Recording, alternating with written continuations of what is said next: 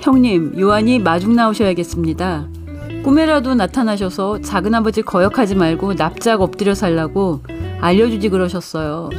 요한이가 겁없이 덤벼서 제가 형님 외롭지 말라고 요한이 보냈습니다. 세 번째 결혼이 방송되었습니다. 왕제국이 왕요한을 요한의 아버지와 똑같은 방식으로 차량 브레이크를 고장내 죽이려고 했습니다. 다정이는 병원에서 온 전화를 받고 충격을 받고 엄마 미네일과 함께 병원 수술실 앞에 도착했습니다. 왕제국도 회장실에서 한 통의 전화를 받는데요. 뭐라고? 왕요한을 죽이는 작업을 마친 왕제국이 W 공대표를 만나서 W까지 흡수할 생각을 했는데요. 세 번째 결혼의 최종 빌런 왕제국의 본격적인 몰락이 시작됩니다. 왕지훈도 W 대표가 요한이라는 걸 알게 되는데요. 왕지훈은 왕제국의 아들이지만 왕제국과는 다른 성격입니다. 음주운전 뺑소니로 송이를 치어 죽게 했지만 송이가 정다정이 키운 딸이라는 걸 알게 된 후 자수하고 감옥에 가려고 했습니다. 아버지 왕회장이 정신병원에 보낸다고 협박해서 자수를 못했는데요. 유약하고 겁이 많지만 왕제국 같은 죄책감을 느끼지 않는 냉혹한 파렴치한은 아닙니다. 강세란 천혜자 모녀에 의해 납치되었던 안나가 울고 있다고 하자 지훈이 요한과 함께 안나를 보러 보배정으로 향하는데요. 구급대원이 사고 차량에 있던 서류 가방에서 요한이의 명함을 확인하고 다정이에게 연락을 했기 때문에 요한이가 다치고 응급수술을 받는 줄 알았는데요. 요한이와 지훈이가 서로의 차를 바꿔서 탔습니다. 왕제국이 병원으로 달려와서 요한이의 멱살을 잡고 지훈이가 왜 네 차를 탔냐고 난리를 쳤습니다. 요한이가 왕제국이 난리를 치는 걸 보고 뭔가 깨달았습니다. 왕제국이라면 그런 짓을 하고도 남을 사람이었던 거죠. 숙부가 나를 아버지와 똑같은 방식으로 죽이려고 작업을 했는데 내 차를 지훈이가 탄 거야. 왕지훈은 응급수술을 마치고 깨어났지만 하반신이 마비됩니다. 미네일이 왕제국과 싸우며 하는 말을 왕지훈이 들었습니다. 내가 내 아들을 그렇게 만들었는데 지금 내 마음도 지옥이야. 그걸 지금 말이라고 해? 아니 어떻게 그럴 수가 있어? 요한 조카를 칼로 찌른 것도 모자라서 이번엔 차량 브레이크를 고장내서 죽이려고 한 거야? 미네일이 왕제국이 요한이를 차량 브레이크 사고로 죽이려고 했던 걸 알고 충격을 받는데요. 왕지훈도 자신이 교통사고로 하반신이 마비된 게 아버지 왕제국이 한 일이라는 걸 알고 고통과 충격으로 오열합니다. 아버지가 요한이 형을 죽이려고 한 거예요. 제가 형 차를 타는 바람에 제 다리가 이렇게 된 거고요. 왕제국이 끝도 없이 쌓아 올린 탐욕의 지옥에 아들 왕지훈의 인생이 불구덩이에 빠졌습니다.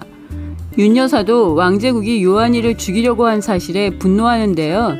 미네일은 왕제국과 나눈 대화를 핸드폰으로 녹음했습니다. 왕제국은 왕요한의 아버지도 차량 브레이크를 고장내 교통사고로 위장해 죽였는데요.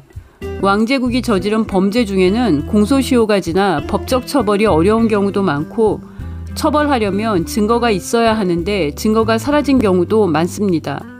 27년 전 고은재분의 고의로 불을 내고 강만석을 죽게 한 건 김이사가 증언할 것 같은데요. 왕제국을 감옥에 보낼 증거자료를 모두 갖고 있을 사람은 김이사입니다.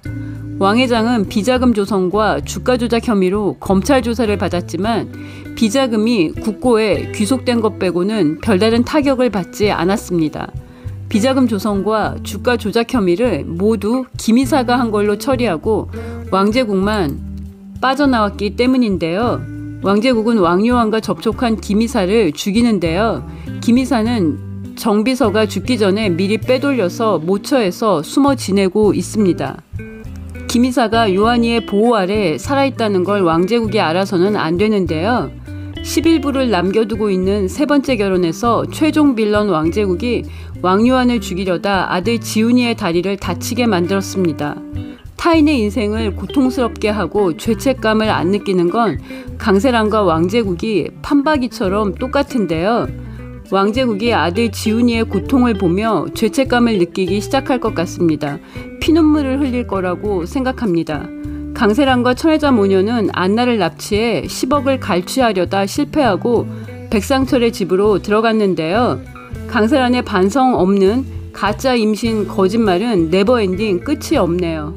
이번엔 백상철에게 본격적인 임신 사기를 쳐서 아기 낳을 때까지 백상철의 집에 살게 해달라고 아이처럼 천진한 표정 지으며 쇼를 했습니다. 왜 거짓말하면서 아이 같은 표정으로 아이 같은 애교 목소리를 내는지 이해 불가인데요. 넘어가서 계란 후라이 해주겠다고 하는 백상철이 한심합니다. 한 마리라도 정신 차려서 강세란 천혜자의 거짓말을 눈치채기 바랍니다. 강세란과 천혜자는 안나를 납치한 천인공노할 죄를 저지르고 안나에게 다정의 엄마가 너를 버렸다고 지옥에 떨어져도 모자라는 거짓말을 해서 안나가 자해하고 울게 했는데요. 강세란 천혜자 모녀와 왕제국을 향한 참교육 사이다 장면이 매회 나오길 기대하며 세 번째 결혼을 봅니다. 구독과 좋아요는 저에게 큰 힘이 되고요. 저는 또 다른 리뷰로 돌아오겠습니다. 시청해주셔서 감사합니다.